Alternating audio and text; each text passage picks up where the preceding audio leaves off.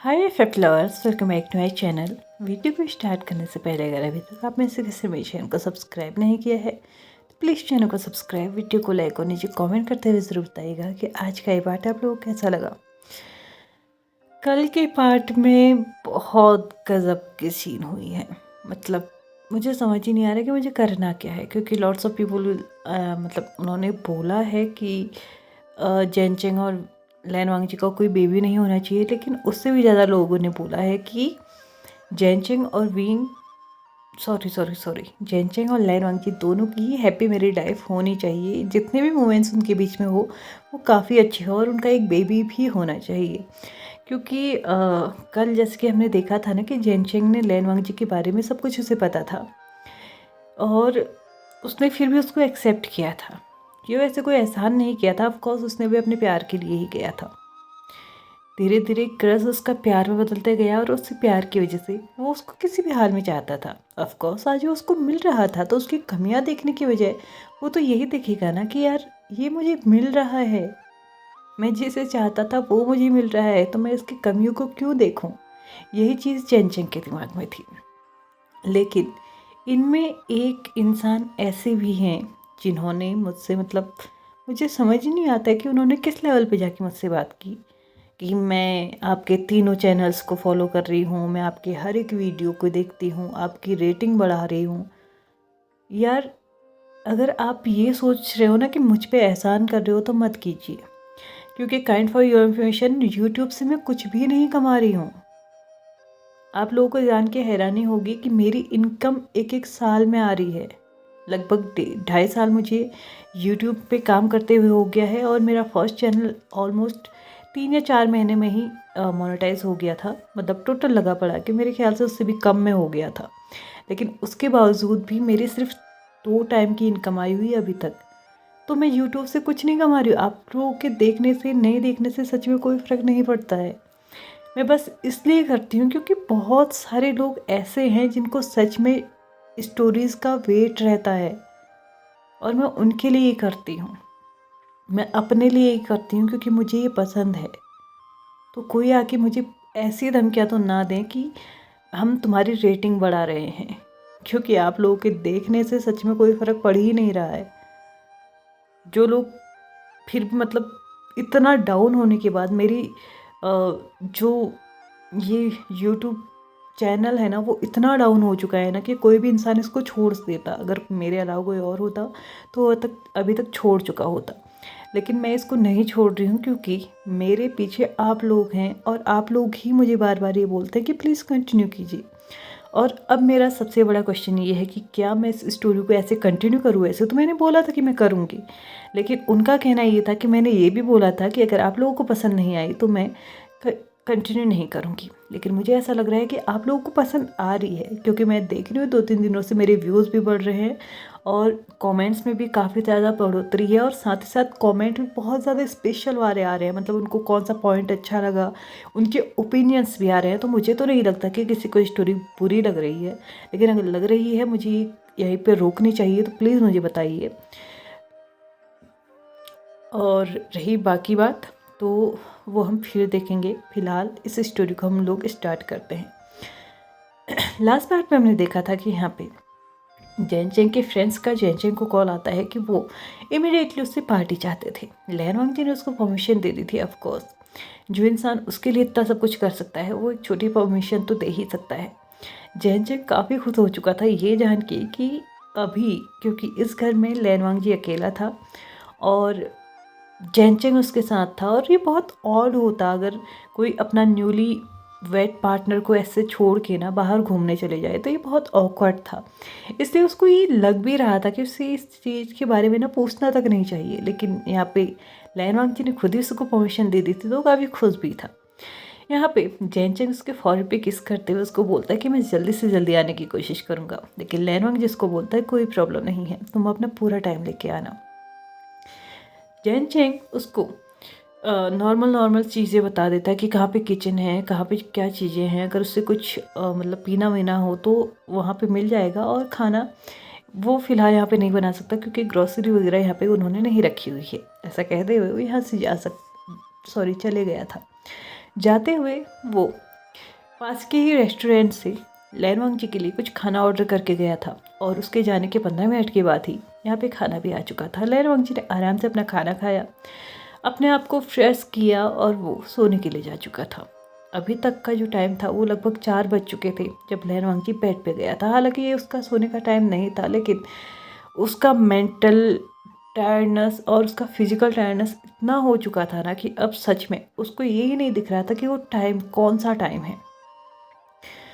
सोए सोए लैन वांगजी कब इतनी गहरी नींद में सो चुका था कि उसे कुछ पता ही नहीं चला। वो उठा या नहीं उठा ये किसी को नहीं पता, लेकिन नेक्स्ट मॉर्निंग जब यहाँ पे अगली सुबह होती है ना, तो लैन वांगजी तो बेड में नहीं था, लेकिन हाँ जैन चेंग जरूर बेड पे था। बट वो ऑलमोस्ट नेकेड था। उसके बॉडी पे सिर्फ और सिर्फ एक अंडरवेयर थी। जैन चेंग अंगड़ाइयाँ लेते हुए उठ रहा था। उसको ऐसा लग रहा था जैसे कि वो कितना हल्का फील कर रहा हो, इतना रिलीफ फील, इतनी जो टायर्डनेस इतने टाइम की थी उसकी अंदर थी ना, वो आज ख़त्म हो चुकी थी। उसे ऐसा लग रहा था।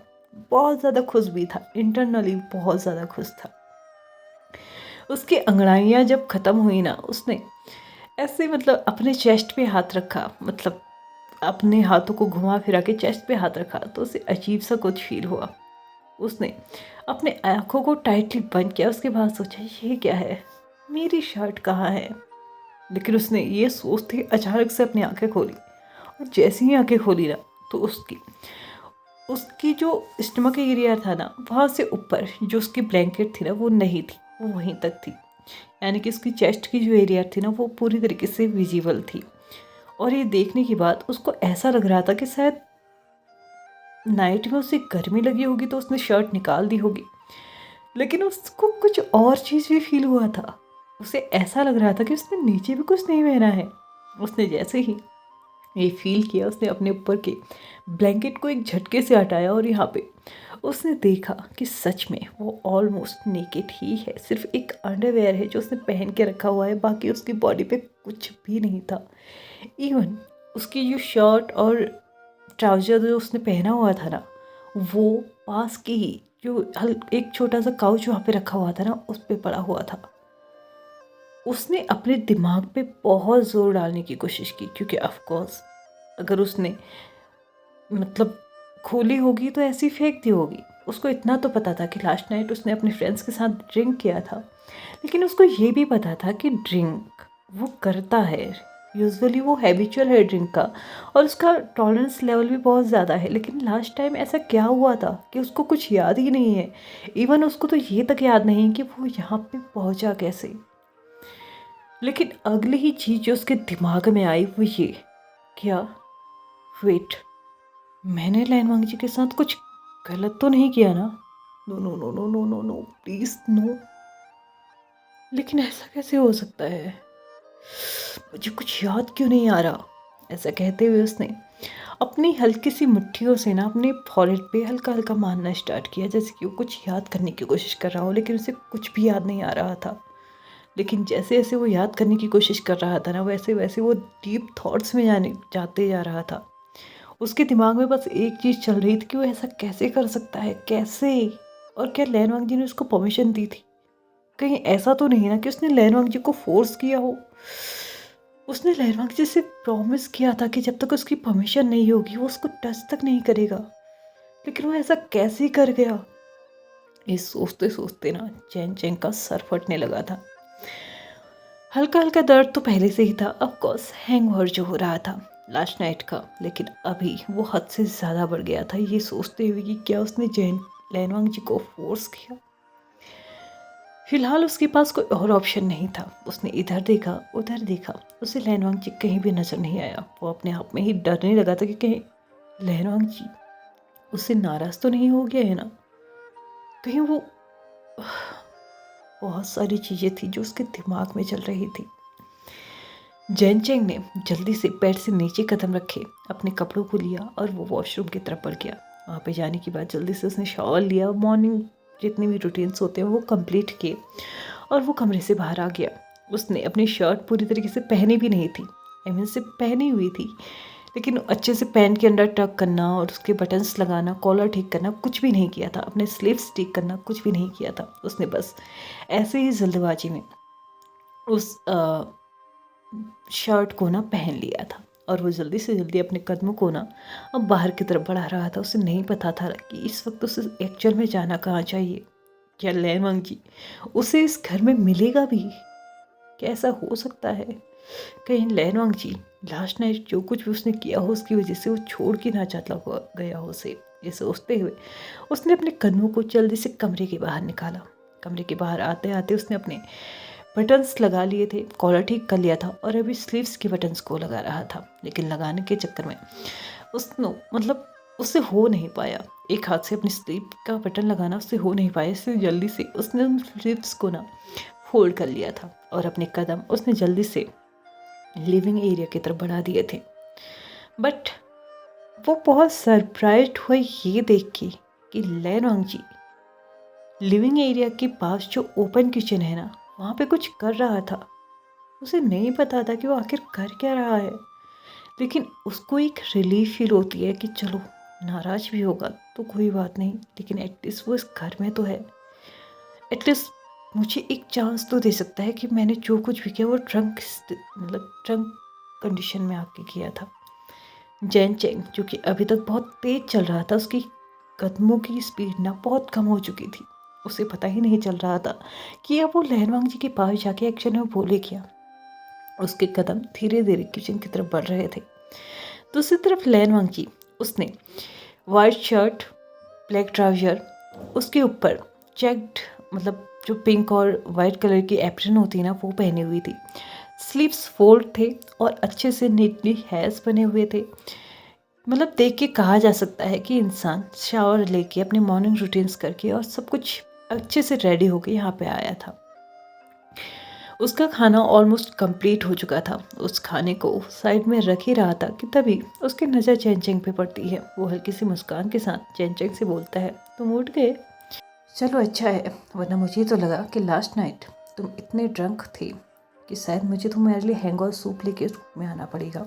ये कहते हुए वो आई कांटेक्ट नहीं बना पा रहा था, जिसका चलते हुए जैन चेंग को ये लगा कि कहीं लैनवांग जी से नजरें उस वजह से तो नहीं चुरा रहा था ना कि लास्ट में जो कुछ भी उसने किया।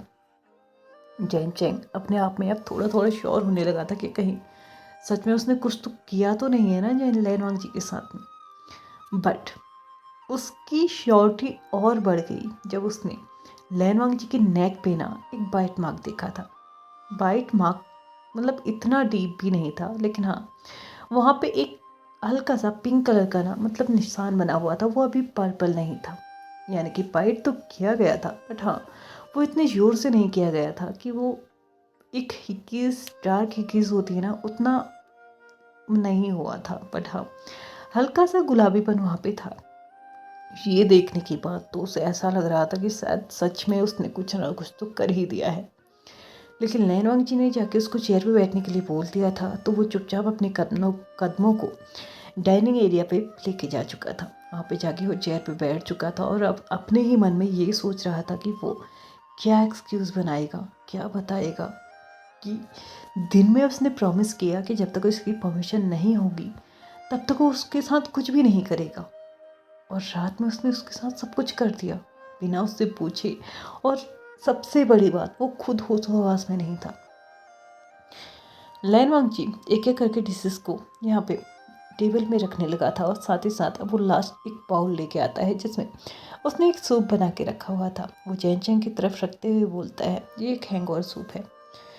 मुझे उम्मीद है, मैं श्योर हूँ कि तुम्हारा हेडेक जरूर हो रहा होगा। ऐसा कहते हुए उसने उसमें एक जो सूप पीने वाला स्पून होता है ना वो भी डाल दिया था।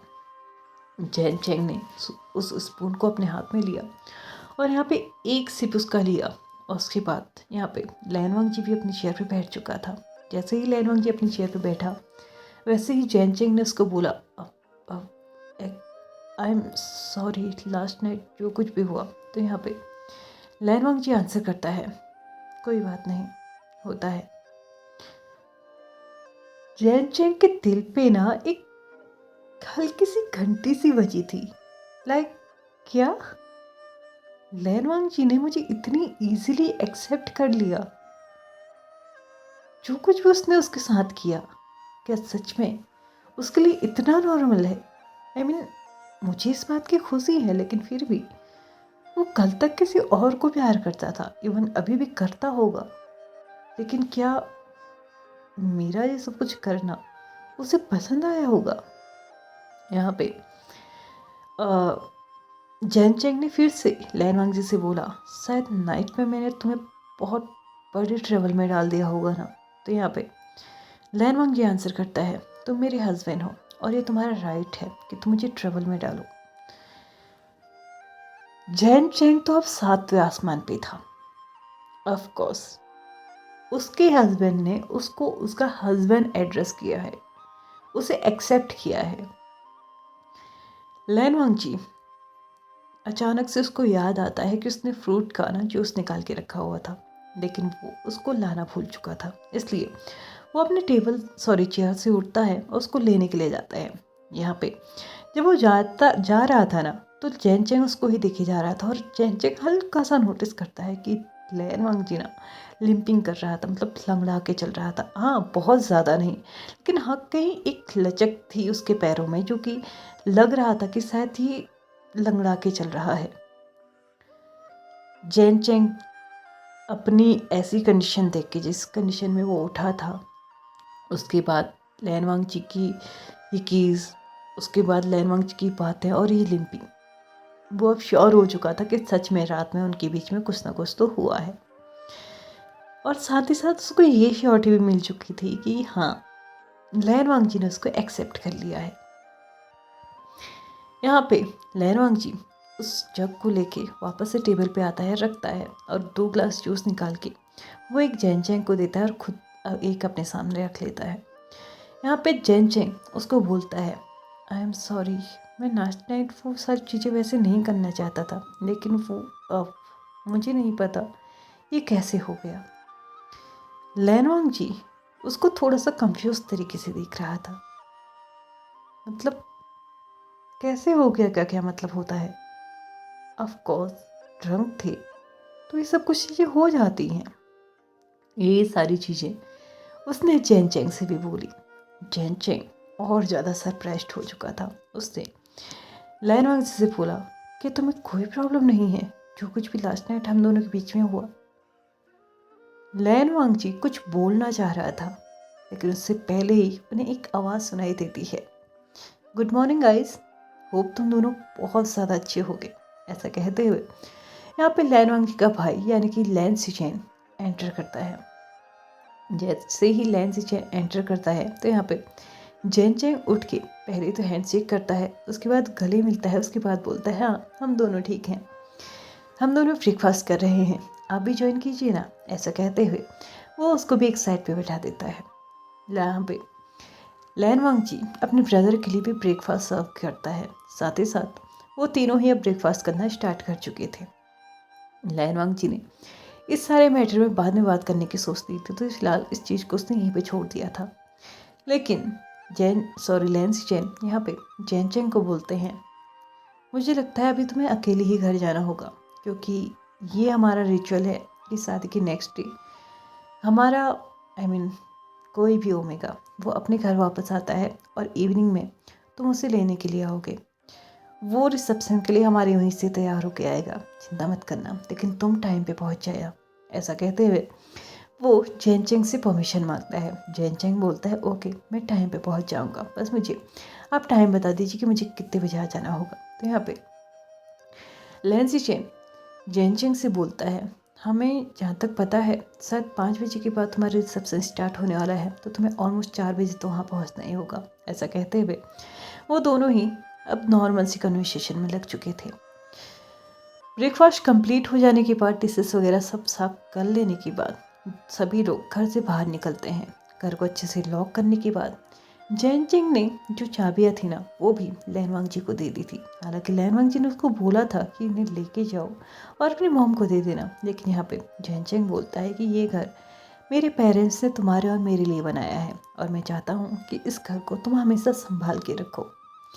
ऐसा कहते हुए वो उसको एक हल्के से हक के साथ बोलता है कि I will miss you a lot, बहुत अच्छे से तैयार हो जाना, मैं शाम को तुम्हें बहुत जल्दी लेने आऊँगा। ऐसा कहते हुए वो उसके फिर से फॉरहेड पे किस करता है। और यहाँ पे लैन सी चैन और लैन वांगजी दोनों ही अपने घर के लिए निकल जाते हैं और जैन चेंग अपने घर के लिए।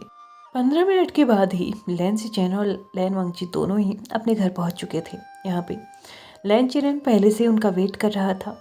हालांकि उसने अभी तक ब्रेकफास्ट नहीं किया था क्योंकि वो अपने दोनों नेफ्यूज़ के साथ आज ब्रेकफास्ट करना चाहता था, लेकिन वो दोनों ही ब्रेकफास्ट करके आ चुके थे। तो यहाँ पे फ़िलहाल के लिए तो अंकल को अकेले ही ब्रेकफास्ट करना होगा, जिसके लिए वो अकेले ही जाके फ़िलहाल के लिए तो ब्रेकफास्ट करने लगा था।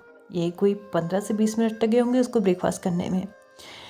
इस बीच यहाँ पे लैन वांगजी ने अपने ब्रदर से बहुत सारे क्वेश्चन किए थे, बहुत सारी चीज़ें जान ली थी। और यहाँ पे जो जो चीज़ें उसके ब्रदर ने उसे बताया था ना, उसे जानने के बाद वो बहुत ज़्यादा गुस्सा भी हो चुका था। और इस गुस्से में उसकी आवाज़ थोड़ी सी ऊंची हो चुकी थी, जिसे सुनते ही लैन चिरेन वहाँ पे आते हुए बोलता है, मैं जान सकता हूँ कि तुम इतना हल्ला क्यों मचा रहे हो? क्या तुम्हें थोड़ी सी तहजीब नहीं है?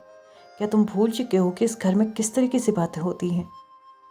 थोड़ा तमीज़ से बात करो वांगजी, तुम्हारी शादी हुई सिर्फ 1 दिन हुआ है। इस घर में तुम इतने सालों तक रहे हो, तो तुम्हें नहीं भूलना चाहिए कि तुम्हें किससे कैसे बात करनी है। आवाज़ थोड़ा नीचे। लैन वांगजी इस वक्त गुस्से में था और वो अपने अंकल से बोलता है, और आपने ये क्या किया? जैन चेंग को इतना सब कुछ, चलो मुझे कोई प्रॉब्लम नहीं है, बताया सो बताया, लेकिन अगर आपको बताना ही था तो आपने मुझे क्यों रोका? मैं भी तो यही सारी चीज़ों से बताता ना। तो यहाँ पे लैन चिरेन बोलता है, ऑफकोर्स तुम भी वही बताते जो मैंने बताया है, सिर्फ अंतर ये है कि तुम उसे जिस तरीके से बताते मैंने उस तरीके से नहीं बताया है। और हाँ, मैंने जो कुछ भी किया है तुम्हारे भले के लिए किया है। और हाँ, मैंने तुम्हारी और शिचैन दोनों की ही बातें सुन ली हैं। लास्ट नाइट तुम्हारे और तुम्हारे हस्बैंड के बीच में जो कुछ भी हुआ है वो बिल्कुल ठीक हुआ है। ये मत सोचना कि ये सब कुछ गलत हुआ है। जो जैसा चल रहा है उसको वैसे चलने दो। तुम दोनों हस्बैंड्स हो और ये सारा सब कुछ उसका राइट है। लैन वांगजी कुछ बोलना चाहता था, लेकिन यहाँ पे लैन चिरेन हाथ दिखाते हुए बोलता है, आई सेड, जो जैसा चल रहा है उसे वैसा चलने दो। अपने तरफ से किसी भी चीज़ में इंटरफेयर करने की ज़रूरत मत करो। अगर किस्मत तुम्हें मौका दे रही है तो उस मौके का इस्तेमाल करो, ना कि उसको गंवाने के बारे में सोचो। आखिरकार चल क्या रहा है इन तीनों के बीच में, हम में से कोई नहीं जानता, कोई भी नहीं, इवन अभी तक मैं भी नहीं। लेकिन हाँ, मैं जब जान जाऊंगी तब आप लोगों को ज़रूर बताऊंगी। लेकिन फ़िलहाल के लिए इस एपिसोड को मैं यहीं पे ख़त्म करती हूँ। अभी 1 या 2 एपिसोड और जैन चेंग और लैन वांगजी की स्टोरी चलेगी, उसके बाद फिर से xiangwan स्टोरी चलना स्टार्ट हो जाएगी। तो प्लीज़ थोड़ा सा पेशेंस रखें, ज़्यादा टाइम नहीं लगेगा। तो चलिए आज की इस पार्ट को यहीं पे ख़त्म करते हैं। वीडियो पसंद आए तो प्लीज़ लाइक से सब्सक्राइब एंड कमेंट करते हुए जाइएगा। Thank you so much for watching my video and bye bye.